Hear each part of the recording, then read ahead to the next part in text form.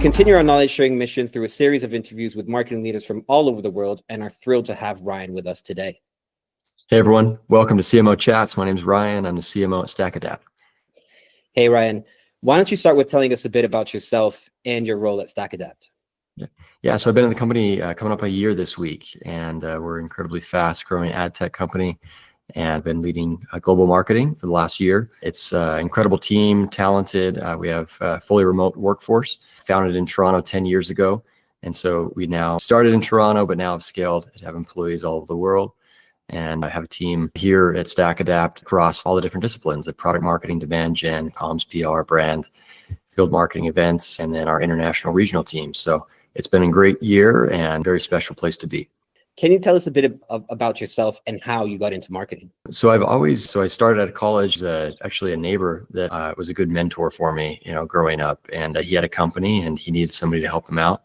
And I started working there and they needed somebody to do marketing. So I started kind of wearing a lot of hats, writing a lot of content, running our email programs back then. And it was really, really helpful for me. I started to love the creative side of things, the data side of things, and worked there for several years. Learned a lot, learned about business, went on to another tech company that I learned as well. And then I got a call one day from a friend who was running sales at Qualtrics. And he said, "We want you to use our software. Can we go to lunch?"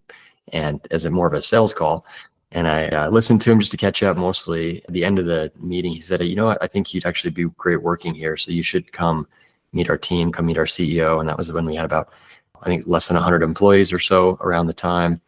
And met Ryan Smith, the founder of Qualtrics, and joined as the first product marketer there, and was involved in a lot of our category creation of experience management, a lot of our launch of our CX business, our customer experience business that went to 100 million in revenue very, very quickly. I think probably the fastest company at the time.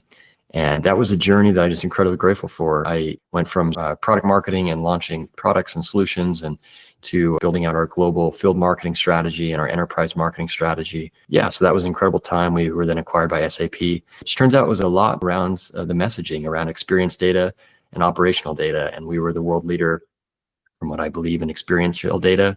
The SAP claimed and mentioned talking about operational data, connecting the X and O, and we had an elevator in the building with X and O for Valentine's Day that we put up, and the X and O came together. And so kind of a powerful learning about category and what that can do for a brand. Anyway, long story short, I got recruited to go lead marketing at MX. It's a local tech company growing very, very in Utah. I ran marketing there and scaled it for 5 years. And then a year ago, a group agency reached out to me and said, "Hey, there's a really special company called StackAdapt. They are growing incredibly fast. Hired about 400 people last year. We're at 1,400 employees globally. One of the most special companies that they've ever seen." And kind of seemed too good to be true, but I definitely had more to do at MX. But I said, "You know what, I'll meet with the founder and let's see what they're all about." And I immediately knew that there was a special founding team, special company. And I joined May last year. So I've been building and growing since. That's great. It's a pretty extensive background as well. In terms of your marketing focus, Ryan, at StackAdapt at the moment, what would you say is your main marketing focus at the moment? We're a programmatic platform. So we use our products and probably more so than a lot of B2B companies. And so I've seen, and my eyes have been open to driving a lot more impact across channels beyond sort of LinkedIn and Google and some of the traditional B2B platforms that we all use. We can now, with StackAdapt, run display, native, digital, audio, video ads, connected TV ads, digital out-of-home ads. So you can start to now track your buyers and be able to engage with them where they maybe landed at an airport, they see a billboard, maybe you're showing up to an event that you're hosting in the area, they see something, they get in their Lyft, they see an ad in Lyft or Uber around your brand and your event. They show up to the hotel, the TV in their hotel is connected on their device as well. So we can start to be able to be a lot more personalized, a lot more engaging with the message, and basically make sure that your brand appears everywhere. And more specifically, the concept of brand marketing and performance marketing, which we kind of all talk about. There's the art and the science, the heart and the mind of marketing. We can now take what our traditional brand marketing plays of connected TV and drive performance based on those with QR codes and other things to be able to actually drive an action, which is an exciting time to be a marketer. How would you define success in marketing? It's doing what we say we're going to do, setting big, audacious goals, and then finding a path to make it happen. I think the best business leaders and marketers set very aggressive targets and find a way. And that's why I like to surround myself with people that push the limits and do creative things, but also have the ROI to back it up, which is kind of the sweet spot. Definitely. And what would you say instead is the biggest challenge marketers face today? Yeah, I think it's the interconnection of data and technology and the rapid changes happening in tech stacks. I think StackAdapt is named after that for consolidating your ad stack and streamlining, making that easier.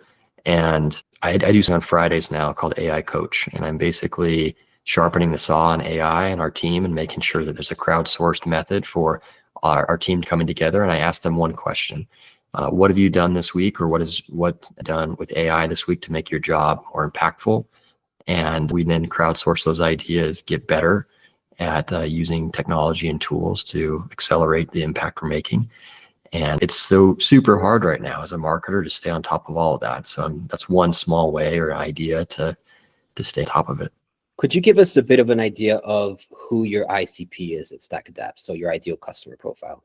Yeah, so we serve every industry, but we serve primarily agencies and brands. So a director of media or ad buying at an agency, or a digital leader at a B2B company that running digital campaigns and programmatic. Oftentimes a CMO in many cases, depending on the company size.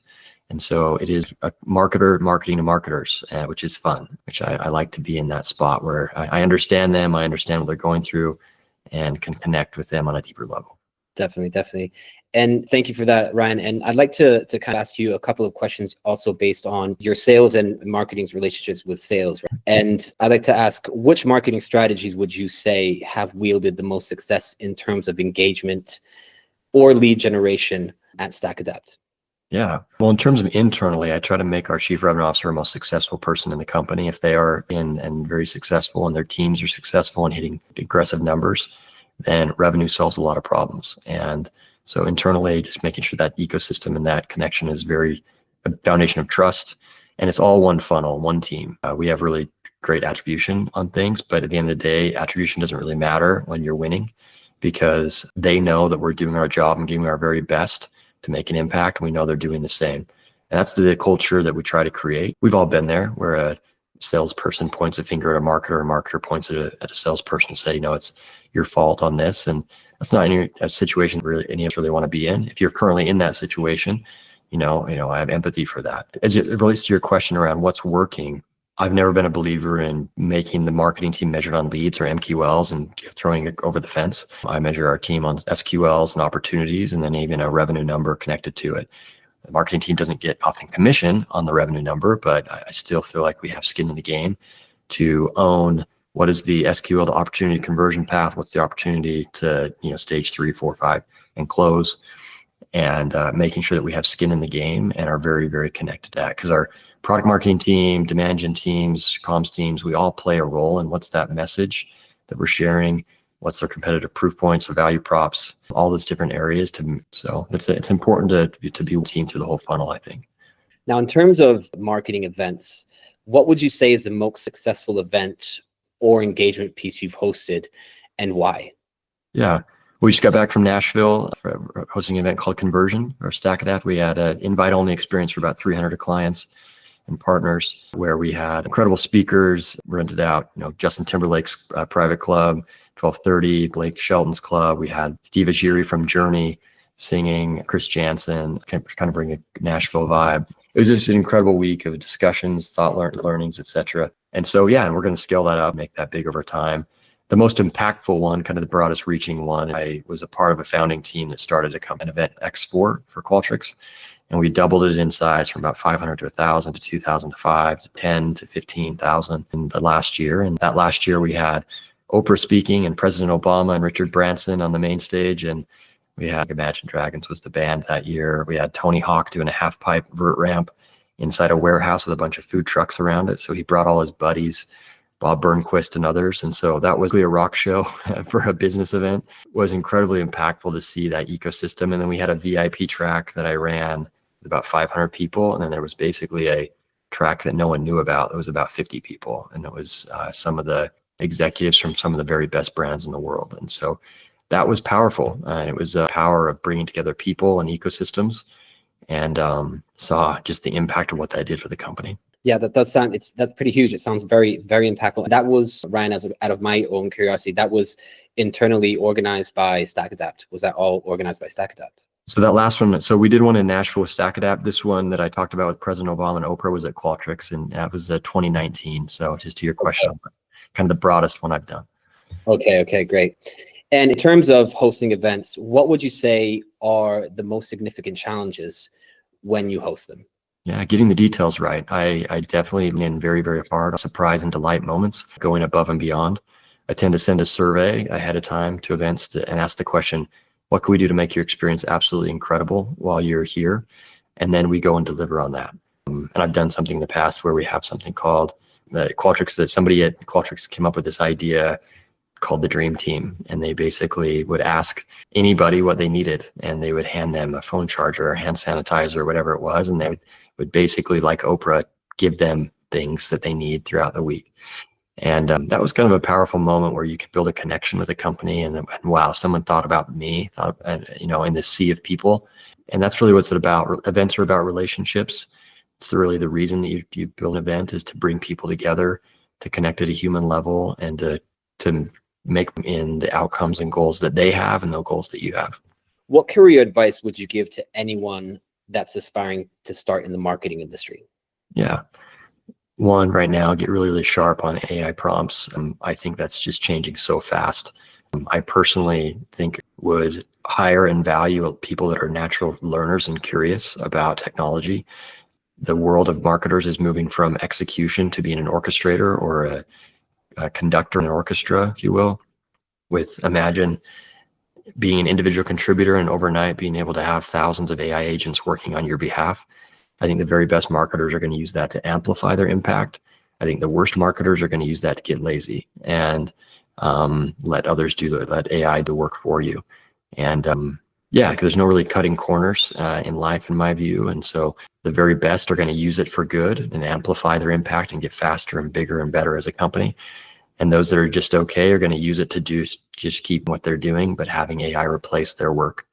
And so I think it's up to you to choose kind of what path you're on. And but I think it's definitely the world in terms of the way we work. What's a piece of traditional leadership advice that you believe does not apply to modern CMOs? I think there's this notion of the CMO is the easiest to get pushed out, that they have the shortest tenure at 2 years or less. And I found that if I am upfront and transparent with my CEO and truly work as a team and value each other and trust each other, that tenure can be a lot longer. And so I had a chance to be at Qualtrics for 6 years, and I was in CMO there, but I had a good progression, and then led all of marketing at MX for over 5 years. Naturally, I saw how things could have gone sideways a few different times, where things are tough and things are hard to do, but be upfront. And back to what I said, if you do what you say you're going to do, then things work out. I think in many ways understand when you are amplifying and making things better, much, much better than what they were previously.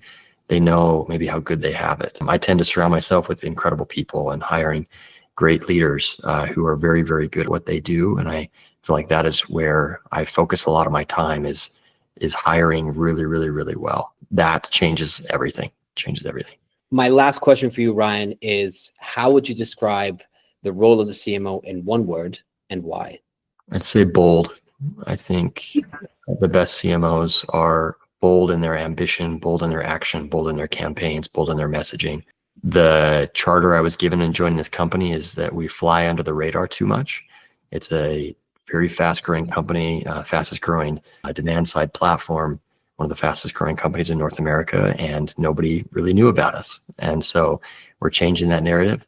It takes time, though. I always say this, that my mom doesn't know who Salesforce is, and that's okay. Like, they're an enormous company, and they don't serve everybody. As a B2B company, in many ways, they only need to have the buyers know them who are going to purchase with them. And so think about that if you're a B2B company, making sure that you get really targeted, spend your dollars in the right places, because sometimes we get hung up on being a B2C brand and a brand that everybody knows. And that's not, as B2B marketers, that's really not what we signed up for. even though I think it's really smart to think like a B2C CMO in the way that we do campaigns. Definitely. Ryan, thank you so much. Those were all my questions. That sounds great. Thanks for having me on. I appreciate you. Amazing, Ryan. Thank you so much. Have a great day.